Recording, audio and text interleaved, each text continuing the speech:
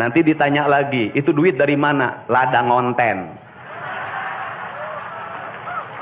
Saya selalu ditanya, Pak Didi duitnya dari mana ngonten? Habis itu dimasalahin lagi, gubernur konten. Lebih baik dari jadi gubernur konten, punya duit diberikan pada rakyat daripada gubernur molor.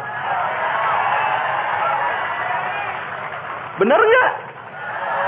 Ya kan, daripada gubernur tidur, gubernur protokoler, gubernur ingin dihargai, gubernur menghabiskan anggaran jalan-jalan ke luar negeri, tuh hayang ting aing.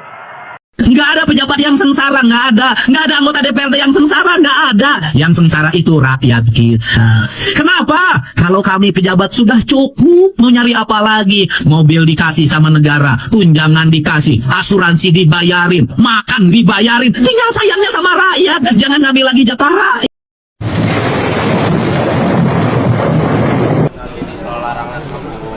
Ini kan jadi sorotan dan kemudian tadi ditanggapi oleh Pak Mendikbudrismen kalau bisa ya dikembalikan saja kepada persetujuan orang tua dan wali. Begini, secara teori itu adalah tergantung kemampuan orang tua dan persetujuan orang tua. Kan orang jangan ngelihat ke atas. Saya ini hidup bergaul dengan masyarakat dalam setiap hari.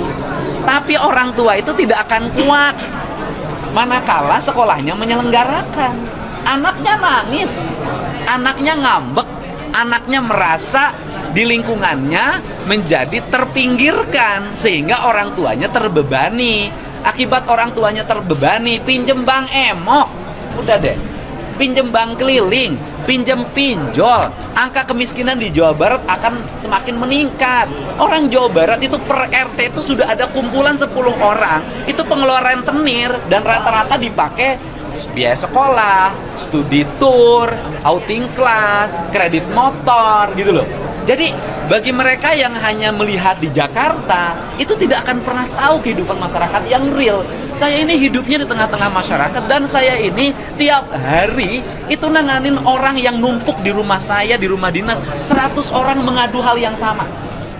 Jadi bagi saya hari ini akan tegak lurus. Saya akan lebih mengutamakan melakukan pembelaan terhadap rakyat Jabar, merubah sistem hidupnya, meringankan beban mereka, dan mereka harus bersekolah sampai SMA. Saya tidak akan mendengar siapapun. Yang penting saya sebagai Gubernur Jabar bertanggung jawab terhadap kesejahteraan rakyat Jabar. Nah sekarang pendapatan Provinsi Jawa Barat berapa dari pajak? Pendapatan provinsi dari pajak itu kita mencapai 8 triliun Pak tahun ini. Dari pajak kendaraan bermotor? Dari pajak kendaraan 5 triliun, dari balik nama kendaraan 3 triliun. Berarti kita 8 triliun. Ya. Anggaran jalannya? Anggaran jalannya nggak nyampe 1 triliun. 900. Harus konsisten. 100% harus balik. Silakan mikir. Nggak bisa. Kan harus konsisten antara diucapkan yang dilaksanakan. Siap. Sekarang pajak, jadi Provinsi Jawa Barat itu kalau masih ada jalan yang jelek, nggak logis. Karena pendapatan kendaraannya saja 8 triliun. Kalau pendapatannya dibalikin ke jalan, Pak nggak usah 5 tahun Pak, setahun jalan provinsi selesai Pak. Tuntas 4 triliun selesai. Kan kebutuhannya cuma 4 triliun, pendapatannya 8 triliun. Wah bisa dilapis 2 tingkat. Berarti dari selesai. Nah gimana caranya sekarang kita semua berpikir pada konsistensi apa yang saya ucapkan. Anggaran 8 triliun harus untuk infrastruktur jalan. Infrastruktur jalan berarti membangun jalan provinsi, membuat flyover, membuat underpass, membuat LRT, BRT. Bisa setahun aja Pak cukup. Jadi rakyat bayar pajak setahun itu cukup untuk membangun seluruh kebutuhan infrastruktur Jawa Barat. Untung ini bukan Amerika Pak. Untung ya Pak. Kalau ini Amerika digugat Pak. Rakyat mempertanyakan esensi dari pajak kendaraan bermotor. Seberapa besar pun anggaran yang kita miliki, kalau tidak dibuat rancangan pembangunan yang memadai, nggak ada arti kalau uangnya hanya dihabisin untuk seminar. Ini serius, ntar dulu. Apa Anda ingin mengatakan apa sih pada bagian ini sebenarnya? Ya kan kebanyakan dana-dana pemerintah itu kan digunakan hanya kegiatan rutin. Oke. Kan kebanyakan pembangunan itu infrastruktur wilayah tidak menjadi fokus utama kan? Kan kebanyakan lebih banyak pada kegiatan, semua kegiatan saya lihat itu berbasis hotel. Pertemuan petani di hotel, penanganan kemiskinan di hotel, pengembangan keluarga berencana semua di hotel, semuanya isinya rapat. Seberapa banyak pun anggaran yang kita miliki kalau dibuat seperti itu tidak bisa. Nah, bagaimana? Loh, gubernur itu punya otoritas untuk melakukan evaluasi terhadap anggaran kabupaten kota. Dia punya kewenangan itu. Kewenangan itu. Oke. Kan gampang. Gubernur punya otoritas. Kalau nyusun APBD, bupatinya panggil. Kepala dinasnya panggil. Paparan dong. Lu mau bikin apa nanti?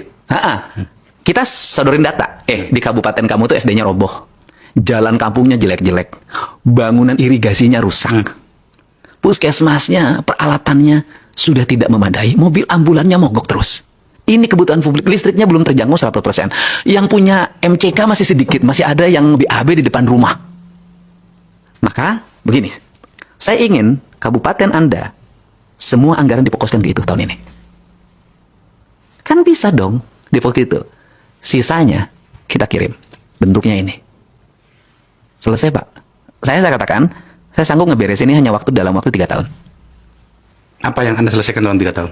Infrastruktur rapi. Urusan warga yang tidak punya MCK beres. Puskesmas bosan nanti rapi. Nggak akan ada lagi nanti orang Sukabumi, orang Kuningan harus ngantri di Hasan Sadikin 6 bulan untuk nunggu operasi. Wow. Kan problem orang Jawa Barat, penduduknya banyak, rumah sakit andalannya Hasan Sadikin 1 di Bandung. Mau operasi ngantri 8 bulan, 10 bulan, saking panjangnya. Itu kan bisa dibikin solusi. Nggak usah lagi provinsi pengen tampil punya kelembagaan sendiri. Nggak usah. Rumah sakit ini saya akan bikin ruangan khusus untuk paru-paru di kabupaten ini. Kabupaten ini untuk jantung. Kabupaten ini bedah syaraf. Kabupaten ini nih. Dalam 5 tahun ke depan, mana anak-anak Jawa Barat yang harus saya sekolahkan kedokteran spesialisasi untuk jurusan-jurusan yang tidak ada di Jawa Barat di rumah sakit. Saya penuhin. Selesai, Pak. Uang negara cukup, saya sudah tahu itu jumlahnya. Dan itu cukup 3 tahun.